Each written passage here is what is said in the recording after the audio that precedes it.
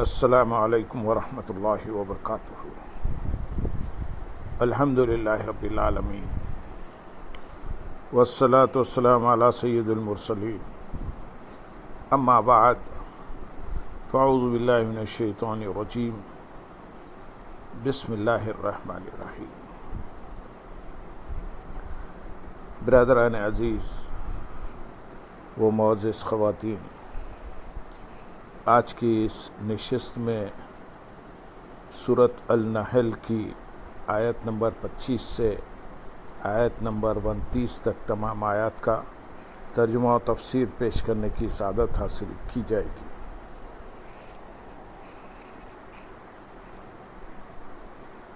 لِيَحْمِلُوا أَوْزَارَهُمْ كَامِلَةً يَوْمَ الْقِيَامَةِ وَمِنْ أَوْزَارِ الَّذِينَ يُضِلُّونَهُم بِغَيْرِ عِلْمٍ أَلَا سَاءَ مَا يَزِرُونَ قَدْ مَكَرَ الَّذِينَ مِن قَبْلِهِمْ فَأَتَى اللَّهُ بُنْيَانَهُم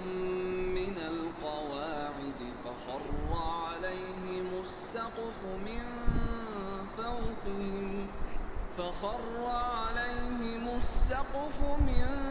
فَوْقِهِمْ وَأَتَاهُمُ الْعَذَابُ مِنْ حَيْثُ لَا يَشْعُرُونَ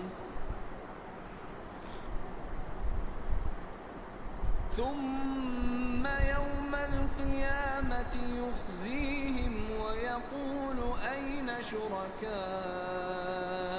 الَّذِينَ كُنتُمْ تُشَاقُّونَ فِيهِمْ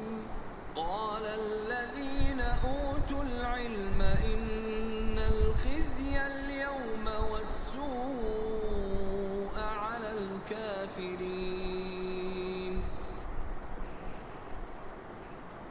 الَّذِينَ تَتَوَفَّاهُمُ الْمَلَائِكَةُ ظَالِمِي أَنفُسِهِمْ فَأَلْقَوْا السَّلَمَ مَا كُنَّا نَعْمَلُ مِن سُوءٍ بَلَى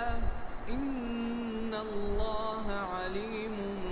بِمَا كُنتُمْ تَعْمَلُونَ فَادْخُلُوا أَبْوَابَ جَهَنَّمَ خَالِدِينَ فِيهَا فَلَبِئْسَ مَثْوَى الْمُتَكَبِّرِينَ۔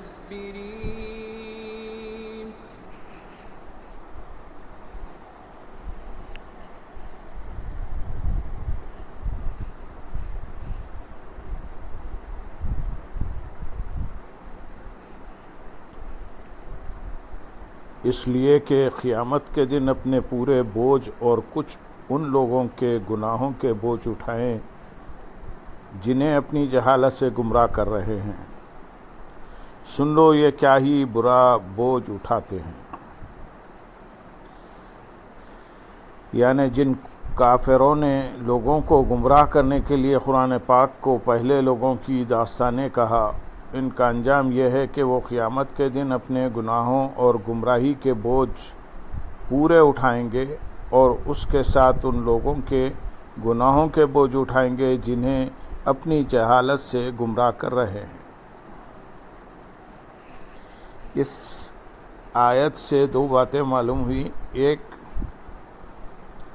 کاملتاً فرمانے سے معلوم ہوا کہ کافروں پر دنیا میں آنے والی مصیبتوں کی وجہ سے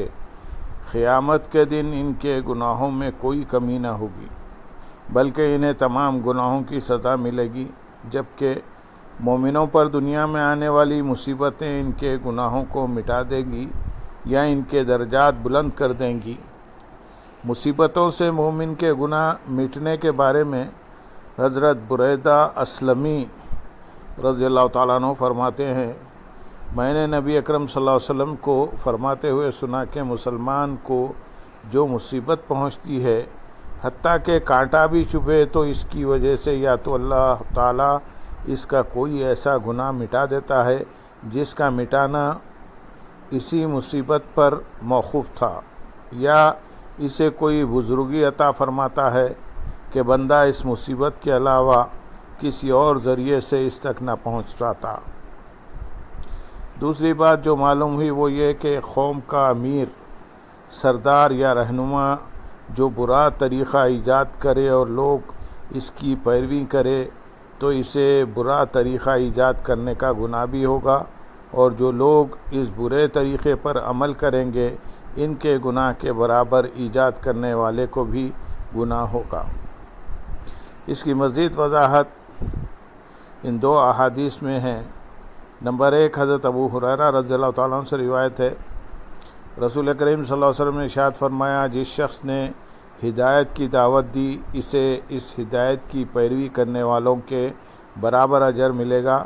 اور پیروی کرنے والوں کے اجروں میں کوئی کمی نہ ہوگی۔ اور جس شخص نے کسی گمراہی کی دعوت دی اسے اس گمراہی کی پیروی کرنے والوں کے برابر گناہ ہوگا، اور پیروی کرنے والوں کے گناہوں میں کوئی کمی نہ ہوگی۔ دوسری حدیث حضرت جریر بن عبداللہ رضی اللہ تعالیٰ عنہ سے روایت ہے، حضور اقدس صلی اللہ علیہ وسلم نے ارشاد فرمایا، جس نے اچھا طریقہ جاری کیا پھر اس پر عمل کیا گیا تو اس کے لیے اپنا ثواب بھی ہے اور اسے عمل کرنے والوں کے برابر ثواب بھی ملے گا، جبکہ ان کے ثوابوں میں کوئی کمی نہ ہوگی۔ اور جس نے برا طریقہ جاری کیا پھر وہ طریقہ اپنایا گیا تو اس کے لیے اپنا گناہ بھی ہے اور اسے عمل کرنے والوں کے برابر گناہ بھی ملے گا، جبکہ ان کے گناہوں میں کوئی کمی نہ ہوگی۔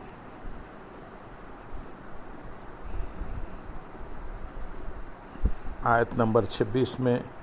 ارشاد ہے، بے شک ان سے پہلے لوگوں نے مکر و فریب کیا تھا تو اللہ نے ان کی تعمیر کو بنیادوں سے اکھاڑ دیا اور اوپر سے ان پر چھت گر پڑی اور ان پر وہاں سے عذاب آیا جہاں سے انہیں خبر بھی نہیں تھی۔ اس آیت میں اللہ تعالیٰ نے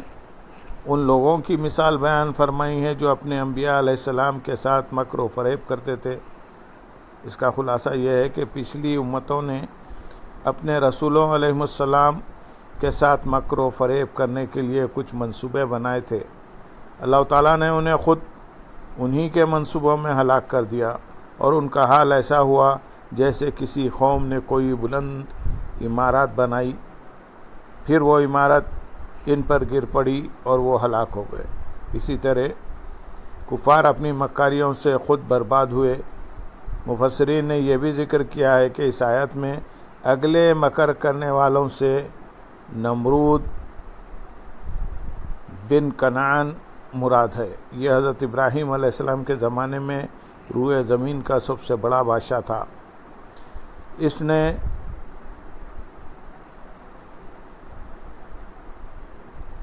نے بابل میں بہت اونچی ایک عمارت بنائی جس کی بلندی 5000 گز تھی، اور اس کا مکر یہ تھا کہ اس نے یہ بلند عمارت اپنے خیال میں آسمان پر پہنچنے اور آسمان والوں سے لڑنے کے لیے بنائی تھی، اور اللہ تعالیٰ نے ہوا چلائی اور وہ عمارت اور وہ لوگ ہلاک ہو گئے۔ آیت نمبر 27 میں ارشاد ہے، پھر قیامت کے دن اللہ انہیں رسوا کرے گا اور فرمائے گا، کہاں ہیں میرے وہ شریک جن کے بارے میں تم جھگڑتے تھے؟ علم والے کہیں گے، بے شک آج ساری رسوائی اور برائی کافروں پر ہے۔ اس میں اللہ تعالیٰ نے یہ بیان فرمایا کہ کفار پر صرف اس قدر ہی عذاب نہ ہوگا کہ ان پر صرف دنیا میں عذاب ہو جائے، بلکہ اللہ تعالیٰ قیامت کے دن بھی انہیں رسوا کرے گا اور انہیں سختی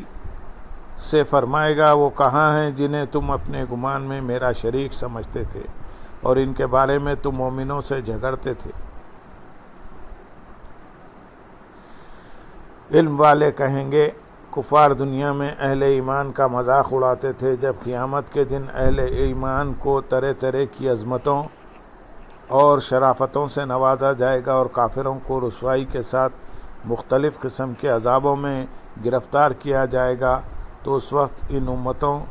کے انبیاء علیہ السلام اور علماء جو انہیں دنیا میں ایمان کی دعوت دیتے اور نصیحت کرتے تھے اور یہ لوگ ان کی بات نہ مانتے تھے، وہ حضرات ان کافروں سے کہیں گے بے شک آج ساری رسوائی اور عذاب کافروں پر ہے۔ اس آیت سے یہ بھی معلوم ہوا کہ علماء کا درجہ دنیا میں بھی اعلیٰ ہے اور آخرت میں بھی اعلیٰ ہوگا کہ اللہ تبارک و تعالیٰ نے انہی کا قول نقل فرمایا ہے۔ آیت نمبر 28 اور 29 میں ارشاد ہے،